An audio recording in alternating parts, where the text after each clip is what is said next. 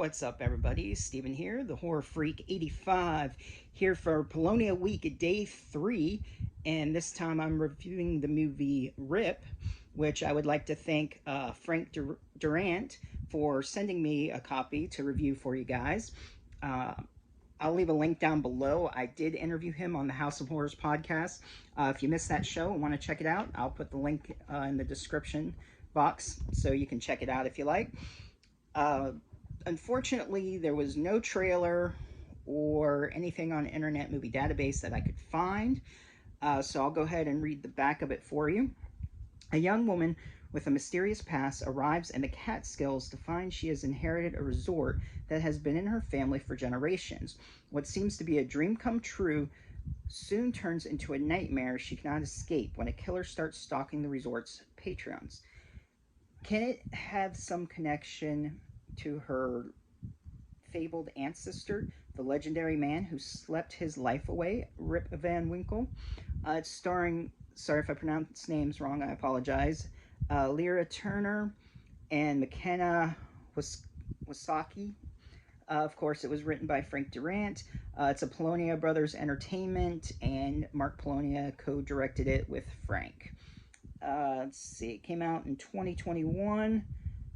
I was trying to see if there was a runtime on it. I don't see it offhand. I'll find out later if you're really that interested. I think it was like an hour and a half, maybe a little over. So for this movie, Judith, she gets this letter that she inherited this resort. So it starts out, she's traveling through, she arrives at the resort. No one seems to be around, so she decides to check out the pool, does a little skinny dipping.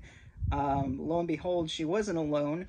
All of a sudden, we hear someone, call her name, assume she's Judith, and it's a character named Vanderdonk, something along those lines. Well, she made fun of it.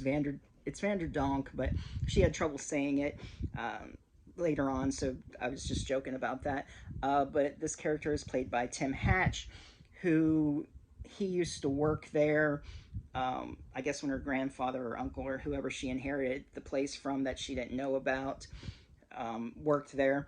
It's kind of funny. He carries a plunger around with him all the time, which, later on might not seem too good. It might be his undoing. I'll just leave it at that. The movie starts off kind of slow. It does pick up, once it gets going. While she's by herself, she's like cleaning the hotels, setting up. Once she has people visiting and she can get everything set up.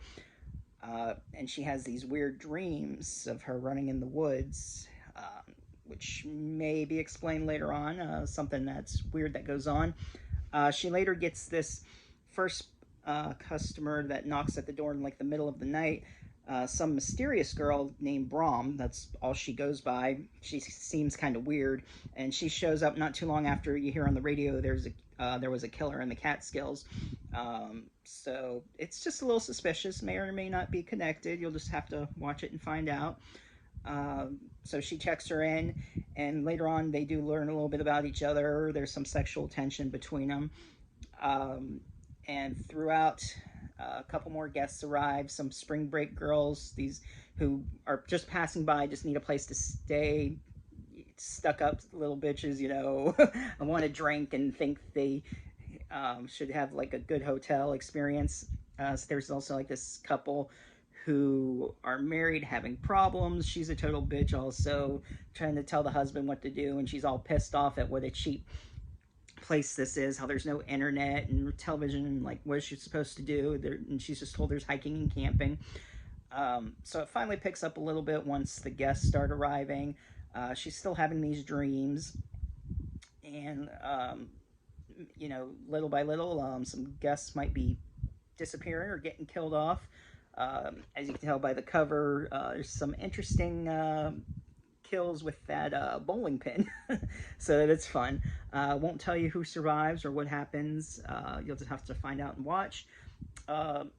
acting was decent. The effects was good. Oh, Jeff Kirkendall also had a part in it. Always fun to see him. He played this crazy guy in the woods that's like trying to warn her of something named Knickerbocker, I believe. Yeah, with a name like that, why wouldn't he be crazy? So he sort of knows of what's going on in the legend, and he wants to try to warn her, but she just thinks he's a crazy guy. Everybody thinks he's crazy. So yeah, I mean, I enjoyed it. Like I said, first half was a little slow, but it picked up, and I did enjoy it. Definitely one to check out. So if you do want to find it, you can go to like oldies.com. There's a catalog. It may be available on Amazon.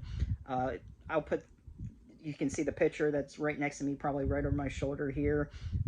It's a 2-pack. It's an indie horror double feature, which also has Violent Instinct. Rest in Peace is the first one. So check that out. I forget who directs the second one, but the first one's just the Polonia one. I may do a review later on that. So yeah, people are getting killed. Some mysterious stuff is going on. Is it a human? Is it a ghost?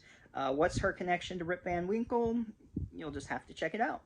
All right, if you're new to the channel, be sure to subscribe, hit that bell for notifications. Hope everybody's enjoying Polonia week, and tune in tomorrow.